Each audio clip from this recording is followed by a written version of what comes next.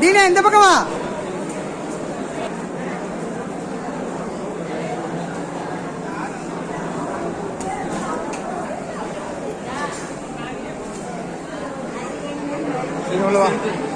செல்ஃபிலாம் எடுக்கக்கூடாது, வீடியோ மட்டும் எடுக்கணும். முதல்ல வீடியோ மட்டும் தான்.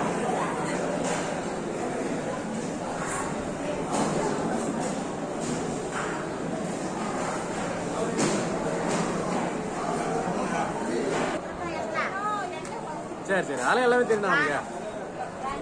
சரி சார், ஓகே.